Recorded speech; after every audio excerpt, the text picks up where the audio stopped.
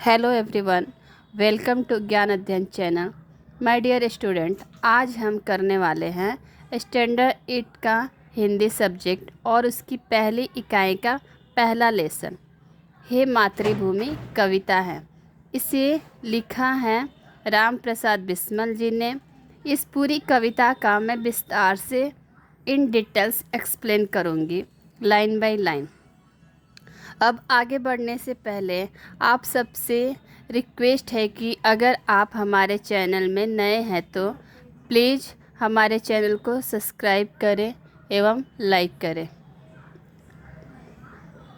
अब हम देखेंगे, जब भी हम हिंदी या मराठी की कविता का एक्सप्लेन करते हैं तो सबसे पहले जो कवि है ना, कवि का हम कुछ परिचय देखते हैं, उसके बारे में हम पढ़ते हैं क्योंकि ये ज़रूरी होता है।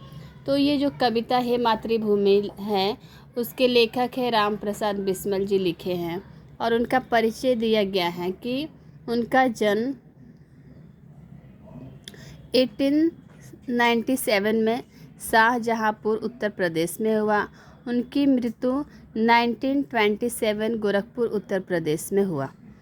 फिर परिचय में दिया कि राम प्रसाद बिस्मल जी भारत के महान स्वतंत्रता सेनानी ही नहीं बल्कि उच्च कोटि के कवि, अनुवादक, बहुभाषी विवाद व साहित्यकार भी थे। यहाँ पे कहने का मतलब है कि राम प्रसाद जो बिस्मल जी थे वो तो स्वतंत्रता सेनानी में अपना बहुत ही बड़ा योगदान दिए हमारे देश को आज़ाद करने में। उसके साथ साथ वो कवि भी रहे। अनुवादिक में जैसे किसी भी चीज़ को अनुवाद करना, उसका एक्सप्लेन करना अच्छे से। बहुभाषिक मीन्स उनको बहुत सारे भाषाओं का भी अध्ययन किए थे, उनको जानकारी था। वह साहित्यकार जो हिंदी के हिंदी के जो लेखक होते हैं, जैसे कि कविता लिखना, कहानी लिखना, वो आपके हो गए साहित्यकार। अपने देश की आज़ादी के लिए अपने प्राणों की आहुति दे दी। आपने जो हमारे जो देश है, भारत देश हमारे हैं, उसके प्राणों की रक्षा के लिए, मीन्स उसे बचाने के लिए उन्होंने अपने प्राणों की भी बलिदान दे दिया था। सरफरोशी की तमन्ना अब हमारे दिल में है। ये जो आपकी जो ये पोएम है, मतलब जो सरफरोशी की तमन्ना, ये उनकी प्रसिद्ध रचना है। बिस्मल उपनाम के अतिरिक्त आप राम और अज्ञात के नाम से भी लेख व कविताएं लिखते थे। मीन जैसे इनका नाम तो बिस्मल था, लेकिन वो राम के नाम से भी मतलब प्रसिद्ध थे। उनकी प्रमुख कृतियां हैं मन की लहर, आत्मकथा आदि। मन की लहर में वो कवि जो है बिस्मल जी बताए हैं कि हमारी मन में कैसी विभिन्न तरह की लहरें उत्पन्न होती है, हमारा मन जो है कितना चंचल रहता है, एक जगह कभी भी मतलब नहीं ठहरता है। अब हम देखेंगे कविता का जो है हे मातृभूमि, उसका देखेंगे first line and second line का एक्सप्लेनेशन देखेंगे हम लोग।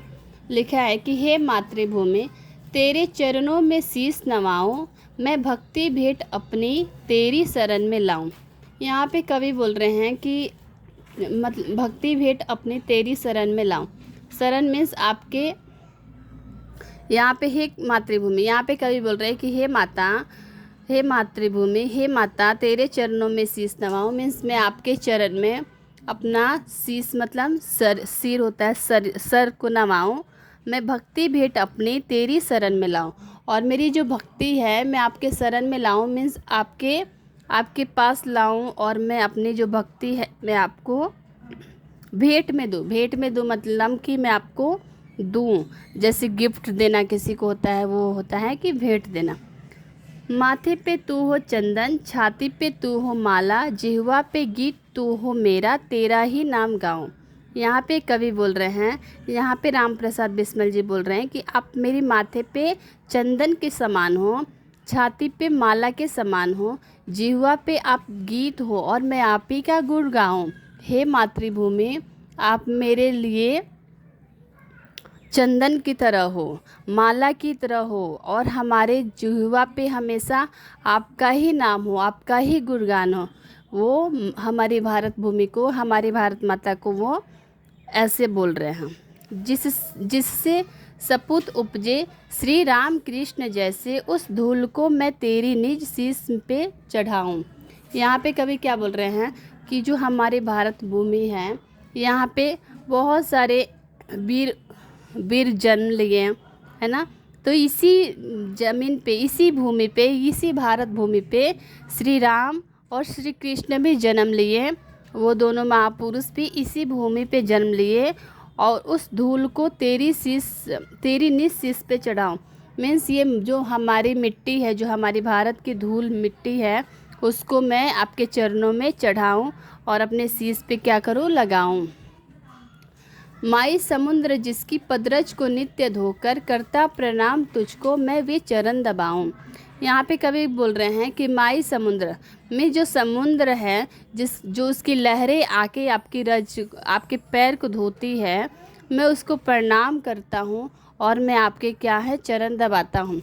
जैसे जो समुद्र की पानी ऐसी आती है जैसे कि आपके पैर को धो रही है और आपको वो आपके चरण को दबा रही है, वो मतलब दबा रहा है समुद्र जो है, वो ऐसा महसूस हो रहा है। तो बिस्मल जी बोल रहे हैं कि मैं उसको प्रणाम करके मैं आपके चरण को दबाऊं, ताकि वो जो समुद्र भी है वो अपना क्या कर रहा है, अपना कार्य नित्य प्रतिदिन करते रह रहा है।